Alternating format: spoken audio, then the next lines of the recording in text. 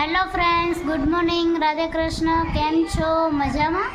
અત્યારે અમે લોકો કામ કરીને ફ્રી થઈ ગયા. હજુ ફ્રી થયા ત્યાં જ એટલે કોઈ ભાઈ આવ્યા હતા. એ અમારા ગામમાં જ રહેતા પહેલાં, પણ એ થોડા ટાઈમ પછી બીજા ગામમાં શિફ્ટ થઈ ગયા.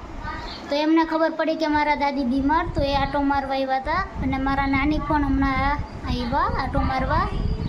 તો અત્યારે મમ્મી, કાકી, મારા નાની અને મારા દાદી એ લોકો બેઠા છે બહાર. મારા દાદી બીમાર હતા, અત્યારે એમને એવું કીધું હતું કે કોઈ પણ જોવા આવે એમને ચા પાયા વગર નહીં મોકલવાના. જો કે ન કે તોય કોઈ જોવા આવે એમને થોડું ને મોકલાય, ચા પાણી તો પીવડાવવા જોઈએ ને.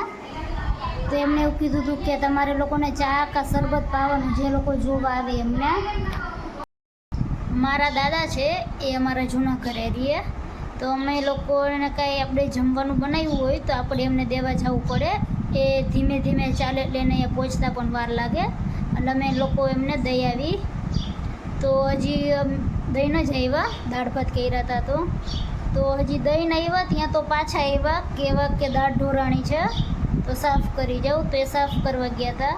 અને આપણે એમને કહીને કે તમે અહીંયા રહ્યો મારા ઘરે, તો ના પાડી એવું કે મને મારા જ ઘરે ફાવે, મને તમારે ત્યાં ન ફાવે.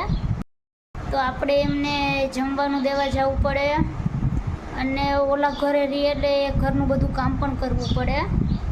તો અહીંયા રહીએ તો આપણે પણ સારું અને એમને પણ સારું, પણ અહીંયા નથી રહેતા, એને ત્યાં જ ફાવે એટલે ત્યાં જ રહે.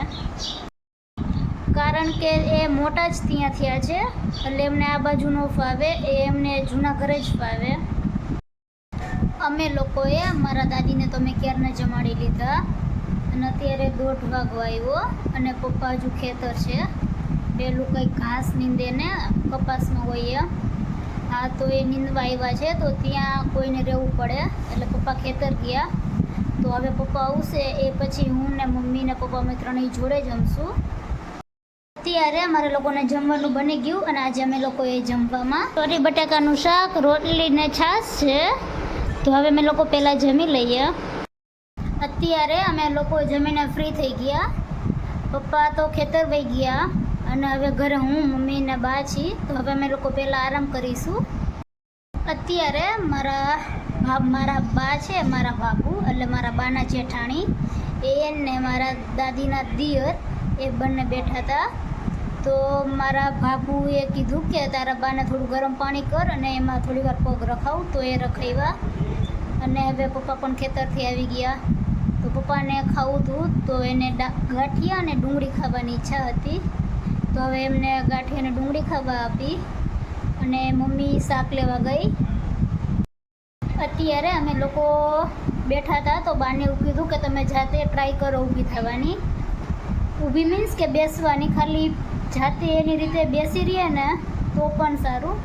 તો મેં કીધું ને કે તમે જાતે બેસો, તો એ આજે જાતે ઊભા થયા અને બેઠા, તો એ સારું કહેવાય. અત્યારે અમારે લોકોને જમવાનું બની ગયું ને. આજે અમે લોકોએ જમવામાં ગુવારનું શાક, રોટલો અને મારા દાદી માટે સોજીના ઢોકળા કર્યા. તો હવે અમે લોકો પહેલાં જમી લઈએ. અત્યારે મારા દાદી પણ સારું એવું જમ્યા, અને અમે લોકો પણ જમીને ફ્રી થઈ ગયા. તો આજનો વ્લોગ અહીં હું પૂરો કરું છું. તો મારી ચેનલને લાઈક કરો, શેર કરો, સબસ્ક્રાઈબ કરો. Good night. Radhe Krishna. Thank you. Bye bye.